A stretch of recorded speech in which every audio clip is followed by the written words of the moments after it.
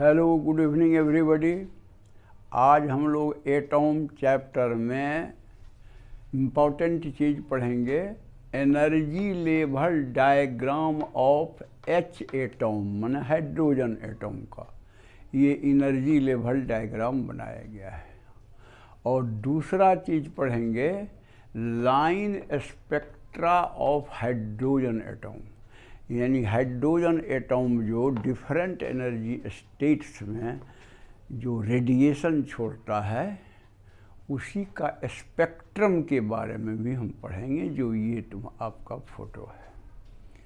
तो सबसे पहले हम लोग शुरू करें तो हम जानते हैं कि एनर्जी स्टेशनरी ऑर्बिट अगर nth ऑर्बिट है, एक जनरल nth ऑर्बिट, तो उसका फार्मूला हम लोग इसके पहले वाले वीडियो सब में देखे हैं। ये है जहाँ n क्वांटम नंबर है और n जो है 1 से लेके 2, 3 टू इन्फिनिटी जा सकता है।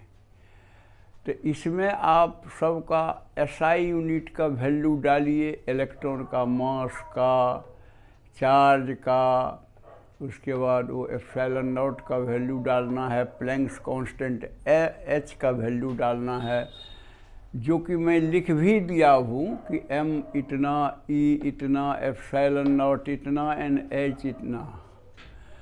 तो उससे हमको n के टर्म्स में En मिलेगा -13.6 into 1.6 into 10⁻⁻19 divided by n² joule. इस रूप में इसलिए लिखा गया है कि इसको कन्वर्ट करेंगे हम इलेक्ट्रॉन वोल्ट में तो डिवाइड करना पड़ेगा 1 क्योंकि ये तो जूल है, सब SI यूनिट में डाला हुआ है तो ये आएगा जूल में। अब इसको हमको इलेक्ट्रॉन वोल्ट बनाना है तो डिवाइड करना पड़ता है 1.6 गुना 10⁻⁻19 जो इलेक्ट्रॉन का चार्ज है। तो वो कट के पूरा आ जाएगा -13.6 बाय n² इलेक्ट्रॉन वोल्ट। अब आप n का वैल्यू डालते चलिए। मान लीजिए ऑर्बिट नंबर पहला n = 1 होगा तो E1 का वैल्यू आपको इतना आएगा। उसी तरह E2 का वैल्यू n आप डाल दीजिए 2, तो 2² करने से 13.6 में आ जाएगा E2 इतना, -3.4 इलेक्ट्रॉन वोल्ट। उसी तरह 3 डालिए n का तो इतना आ जाएगा E3। सो ऑन आप n = इन्फिनिटी डालिएगा तो आपको आ जाएगा E∞ यानी 0। तो इसी चीज़ को इस लेवल वाइज सजाया गया है। एक साइड में देखिए ना n = 1 पर लिखा हुआ है एनर्जी इन इलेक्ट्रॉन वोल्ट, तो यानी -13.6 इलेक्ट्रॉन वोल्ट। ऐसे ही n = 2 पर लिखा हुआ है इतना इलेक्ट्रॉन वोल्ट, n = 3 पर लिखा हुआ है इतना इलेक्ट्रॉन वोल्ट, सो ऑन। और ई जो दिया गया है बीच में डॉटेड टाइप का, एक्चुअली वो नज़दीक नज़दीक नज़दीक नज़दीक नज़दीक हुआ अप टू इन्फिनिटी, इसलिए वो ऐसा करके लिख दिया गया है। एंड n = इन्फिनिटी पर हो गया 0। तो यही आपका energy level diagram hydrogen atom का हुआ। तो वेरी सिंपल, अगर आप ये ठीक से समझते आए हैं तो कोई दिक्कत नहीं है निकालने में। अब आइए, अब है दूसरा topic line spectra of hydrogen atom, यानी स्पेक्ट्रम को किस तरह रिप्रेजेंट हम लोग किए हुए हैं हाइड्रोजन एटॉम का, उसी को। तो इसके लिए हमको ये इसका क्या बोलते हैं, बोर का थर्ड पोस्टुलेट यूज करना पड़ता है।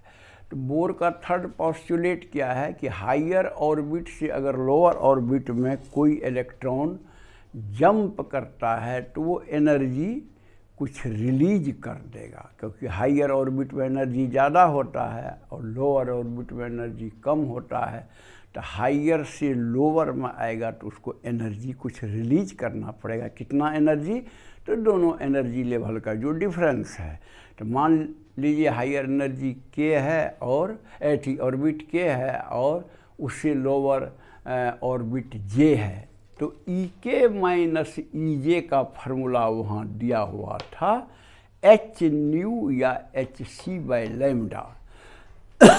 तो हम लोग जो है लैम्डा के ही रूप में बदल लिए, यानी वेवलेंथ निकालेंगे। वेवलेंथ का हम लोग स्पेक्ट्रम बनाए हैं।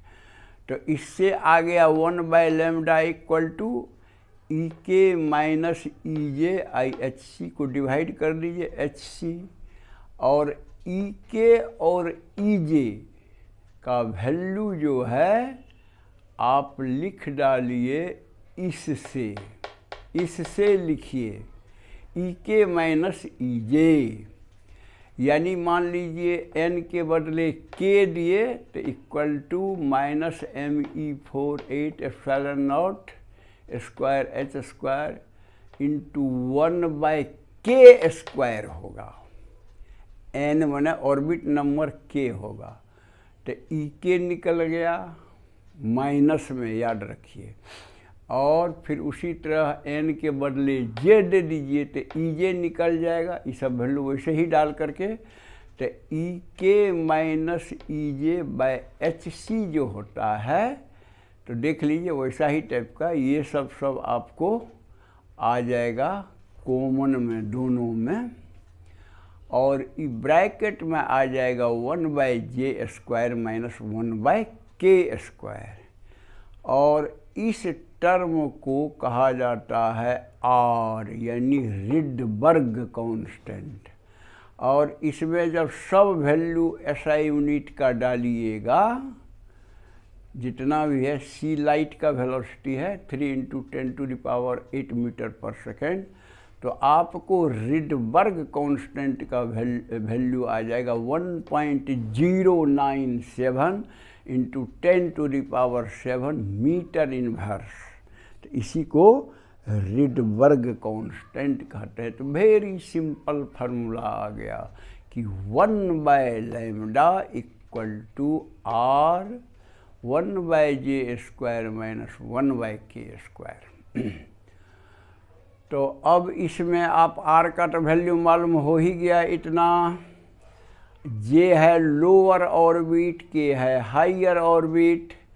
तो अब देखिए सबसे पहला हम लोग क्या देखे थे, लाइमन सीरीज। अब हम लोग क्या करने जा रहे हैं, calculation of wavelength of different series. हम लोग Lyman, बामर, Paschen, bracket and Pfund series को चर्चा किए थे इससे पहले वाले वीडियो में। तो देखिए 2-3 ठोका हम लोग किए हैं कैलकुलेट।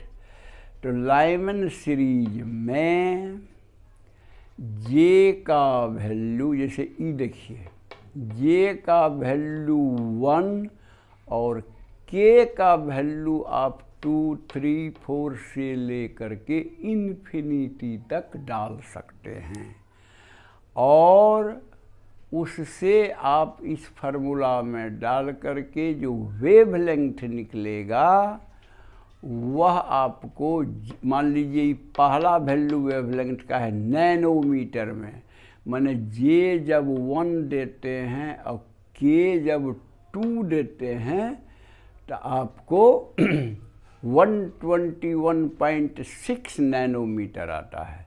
उसी तरह फिर 3 डालेंगे, 4 डालेंगे, हम लास्ट वाला डाल के दिए हैं, यानी जे इक्वल टू 1 हमेशा रखना है लाइमन सीरीज में। क्यों अभी बताएंगे। जे इक्वल टू 1 रखना है और के को 2 डाले तो ये हुआ। अब मान लीजिए इन्फिनिटी को डाले तो 91.2 नैनोमीटर, यानी इसी के बीच में सारा स्पेक्ट्रल लाइन का वेवलेंथ होगा। तो इसीलिए 3-4 स्पेक्ट्रल लाइन को खींच दी है। आपको ये देखिए जे इक्वल टू 1 का मतलब ये हुआ कि इलेक्ट्रॉन जो है सब लास्ट में आएगा आपको यहाँ ये स्टेट में आएगा। n इक्वल टू 1 वाला चाहे 2 से आवे, चाहे 3 से आवे, चाहे 4 से आवे, चाहे सो ऑन इन्फिनिटी से आवे, तो ये आपको हो गया, क्योंकि इसमें देखिए लिखा हुआ है। तो कहने का मतलब इस तरह से जो स्पेक्ट्रल सीरीज आएगा वो लायमैन सीरीज होगा। अब बामर में क्या करते हैं, j इक्वल टू 1 बढ़ा देते हैं, 2 रखते हैं और k इससे 1 बढ़ा के 3, 4, 5 टू इन्फिनिटी, और इस फार्मूला में उसी तरह डाल करके पहला जो होगा वो 656.3 नैनोमीटर होगा और लास्ट इन्फिनिटी वाला होगा आपको 365 नैनोमीटर। तो वही देखिए, पहला मतलब इसमें तो इस पर सब आएगा, n इक्वल टू 2 पर, आगे नहीं, n इक्वल टू 2 पर सब आएगा। डिफरेंट एनर्जी स्टेट से जो रेडिएशन आएगा तो उसका स्पेक्ट्रल लाइन तो ये दिखाया गया है 656.3 टू 365 नैनोमीटर। नैनोमीटर में सब दिया हुआ है, याद रखिए। उसी तरह पास चेन जो है यहाँ टर्मिनेट करेगा, n इक्वल टू 3 पर ऊपर से जितना भी आएगा तो वो दिखाया गया और उसका भी कैलकुलेशन। इसमें j आपको एक फिर बढ़ाना पड़ेगा, यानी 3 लेना पड़ेगा, और k इससे एक ज़्यादा 4, 5, 6 so on infinity, and corresponding आपको वेवलेंथ आता है 1875। देखिए ये वाला 1875, 4 से जो 3 पाएगा वो होगा 1875 नैनोमीटर, और इन्फिनिटी वाला जो है वो आएगा 822 नैनोमीटर। बीच वाला जो भी आवे उसके बीच में रहेगा। इसी तरह से आप जो है in similar way we can calculate wavelengths of Brackett and Pfund series, और इसी को हम लोग इस तरह जो डायग्राम दिखा दिए हैं फिगर में, इसी को कहते हैं line spectra of hydrogen atom.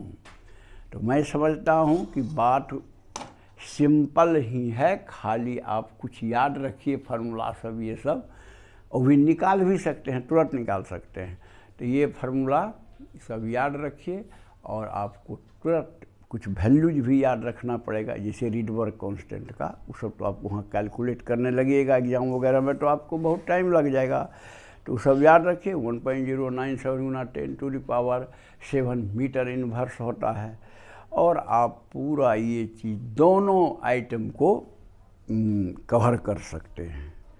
तो मैं समझता हूँ कि आप समझ गए होंगे। अगर आपको पसंद है तो लाइक कर दीजिएगा, जो सब्सक्राइब नहीं किए हैं लेकिन वीडियो देखते हैं तो वो प्लीज़ सब्सक्राइब कर दीजिएगा, हमको भी मोटिवेशन मिलेगा। और अगर दूसरे को हेल्प करना है तो व्हाट्सएप वगैरह से शेयर कर दीजिए, उनका भी स्टडी चलेगा। That's all, thank you.